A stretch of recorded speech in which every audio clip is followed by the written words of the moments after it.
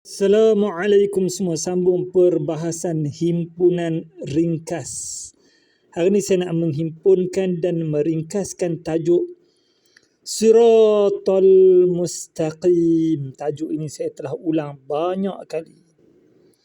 Kita semua diwajibkan minta di dalam solat 17 kali setiap hari sekurang-kurangnya. Bagi orang yang rajin solat sunat lebih. Pertama, kita perlu tahu terjemahan. Rasanya semua yang ada dalam grup ni dah tahu. Maksud Siratal Mustaqim, terjemahan dia ialah jalan yang lurus. Seterusnya kita kena tahu detail. Sebalik daripada permintaan ini, perkataan jalan yang lurus ni apa dia?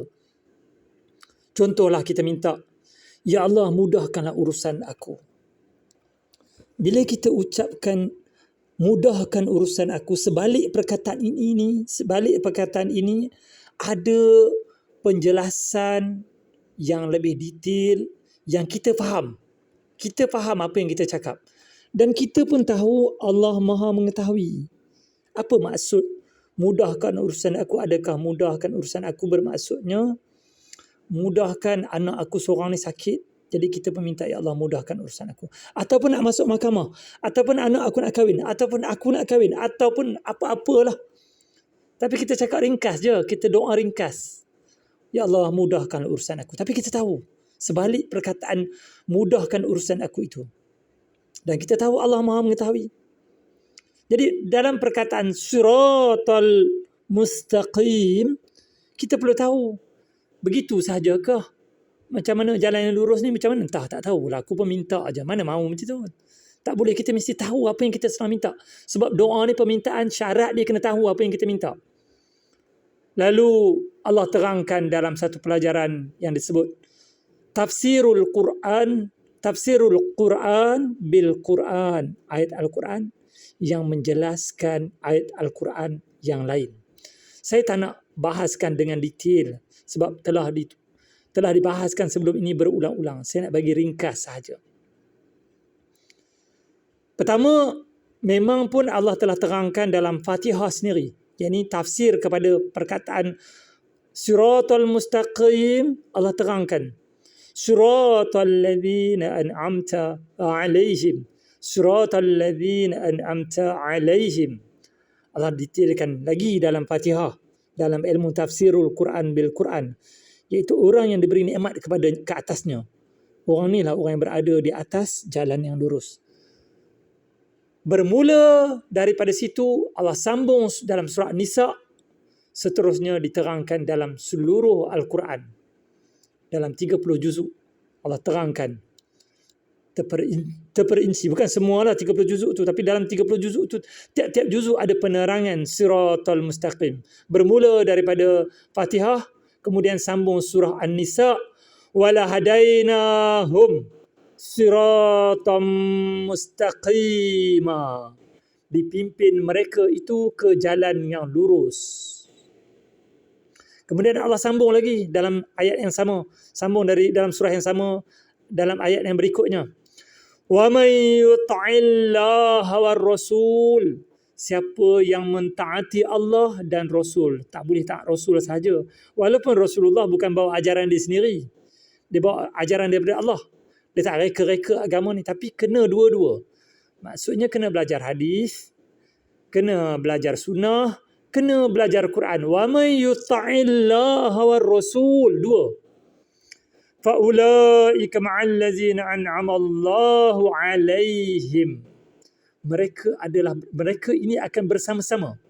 An'amallahu 'alaihim, bersama-sama dengan orang yang diberi nikmat oleh Allah ke atas mereka itu. Jadi sambung yang an'amta 'alaihim tadi. Seterusnya Allah detailkanlah. Saya pun tak nak detailkan sambung dalam surah Ali Imran dan seterusnya seluruh Al-Quran. Sebab pelajaran ini akan kita dapati kalau tuan-tuan semua, kita semua ahli grup semua ini boleh istiqamah dalam belajar tadabbur Quran. Sebab itu, kita dalam solat ini bukan sekadar baca. Bukan sekadar tahu terjemahan. Bukan sekadar tahu detail perkataan Siratal Mustaqim. Bahkan kita sedang meminta, merayu, memohon kepada Allah. Ihdinas siratal mustaqim. Satu orang anak dia kritikal, dia pun balik daripada hospital, ziarah anak dia, dia pun pergi masjid. Mungkin dia sembahyang 2 rakaat setiap hari sampai anak dia sembuh sakit. Ataupun 4, ataupun 6, ataupun 12 rakaat. Setiap hari dia buat istiqamah sampai anak dia sembuh sakit.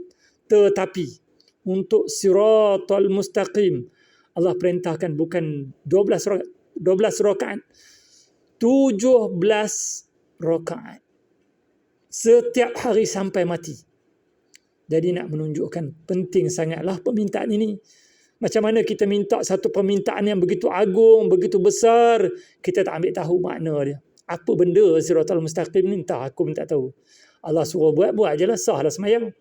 Apa di sebalik perkataan siratal mustaqim bermula daripada surah Fatihah, kemudian sambung surah Nisa, kemudian sambung dalam surah Ali Imran, kemudian seterusnya dan seterusnya. Kita kena ambil tahulah. Takkan kita minta kita tak nak ambil tahu. Memang patutlah kita tak dapat jalan yang lurus. Seterusnya bukan sekadar ambil tahu, kita kena melangkah. Bukan kita minta aja, ya Allah sembuhkanlah sakit anak aku, ya Allah mudahkan urusan aku, ya Allah. Kemudian tak hantar anak ke hospital, mudahkanlah urusan aku, ya Allah. Rupanya dia ada urusan dengan mahkamah. Dia tak nak pergi mahkamah, dia doa aja. Mana mau? Dia kena pergi juga mahkamah. Jadi kita minta siratal mustaqim, minta Allah pimpin kita jalan yang lurus. Kita kena belajar dalam tafsirul Quran bil Quran. Seterusnya kita kena melangkah. Mudah-mudahan Allah Subhanahu Wa Taala pilih saya dan semua ahli grup untuk faham perkataan mustaqim yang kita minta, siratal mustaqim yang kita minta setiap hari. InsyaAllah nanti saya akan sambung perbahasan himpunan ringkas dalam tajuk yang lain.